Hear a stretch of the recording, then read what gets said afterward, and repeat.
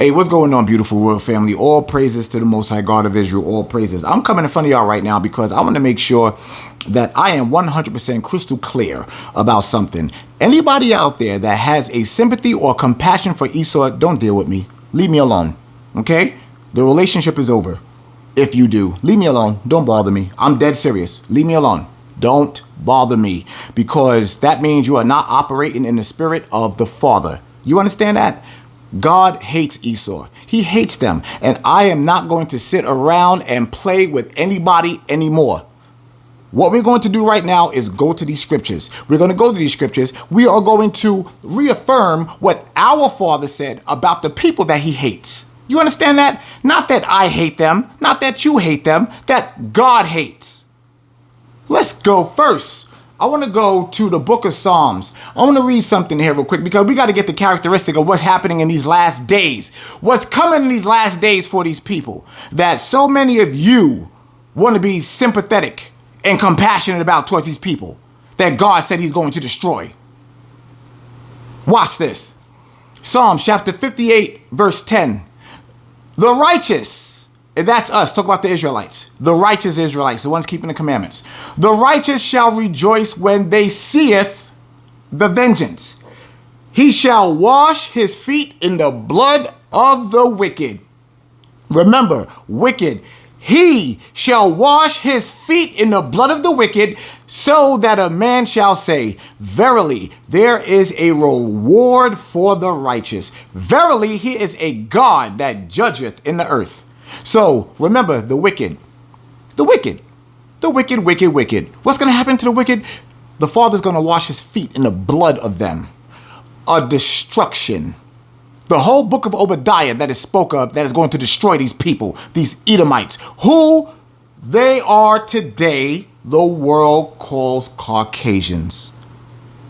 I'm reading the Bible. I'm reading the Bible. The Bible. You understand that? Okay. So now let's go from there. Let's go get exactly what God said about these people.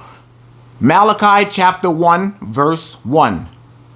The burden of the word of the Lord to Israel by Malachi. To who? By Israel. By Malachi. To Israel by Malachi. To Israel by Malachi. Not the whole world. Not the entire planet Earth. To Israel. Black, Hispanic, and Native American people.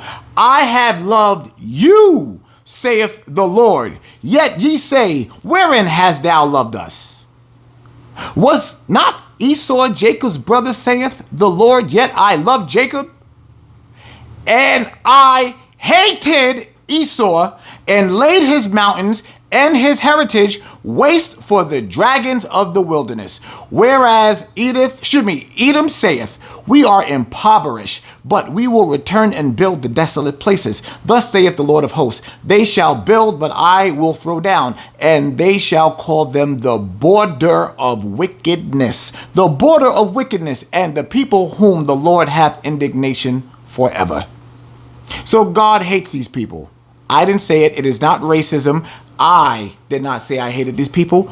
God said he hates these people. God hates those people. You understand that? I'm an Israelite. I was born into being an Israelite. You were born into being an Israelite. You don't have any say-so in the matter. Do not allow anybody to put their racist nonsense on you. This has nothing to do with it. You have nothing to do with how you were born. You were born an Israelite.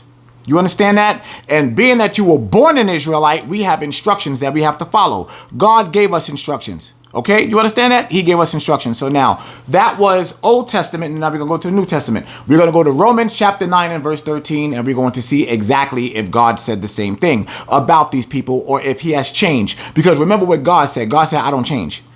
I don't change. So, Romans chapter 9 and verse 13. Listen to what it says. As it is written. So, in other words, the Father letting you know, I am the same yesterday, today, and forever. As it is written, because nothing about me changes. Jacob have I loved, so I love my Israelites, but Esau have I hated. Esau have I hated. Esau have I hated. Have, meaning I've always hated him. Always have, always will. God said that.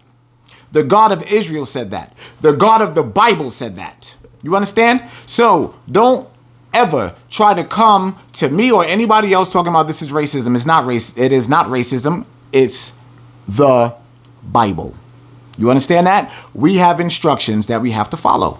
The Bible is not for everybody. It is not for all inhabitants of the earth. It is for the Israelites. That is it. Bottom line, the kingdom is for Israel. You understand that? No man will be able to stand before God. Why? Because no mortal man can see the sight of God. You can't. You have to be a child of light. You have to turn. Your mortal clothing must be put off before you can even stand in the presence of the Father, before you can even go into the kingdom of the Father. God made it very clear. He said, my children, in order for you to enter this kingdom or whatnot, you got to be a child of light.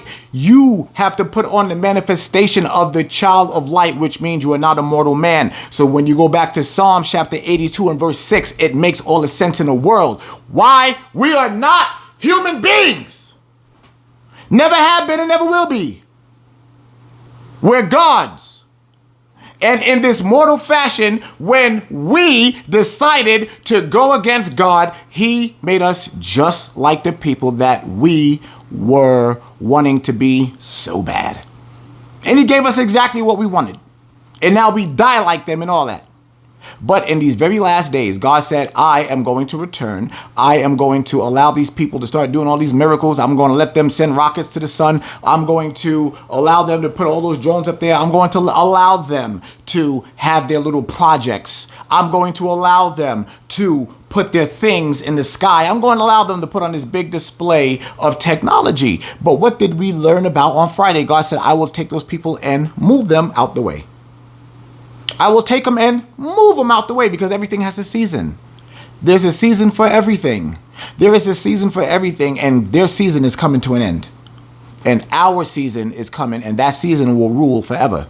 So I'm going to say this again for anybody that has any type of compassion, that have this sincerity for the nation of Esau, don't deal with me because I'm not dealing with you anymore. When I tell you you're cut off, I mean you cut off. Don't deal with me. Leave me alone. Don't bother me. Leave me alone altogether. Done. Because you trying to have this compassion and this sincerity for Esau is blasphemous. It's a sin. Absolute sin. And I'm not dealing with you. You understand that? Per our Father. That's it. Bottom line. Love you guys. Talk to y'all soon.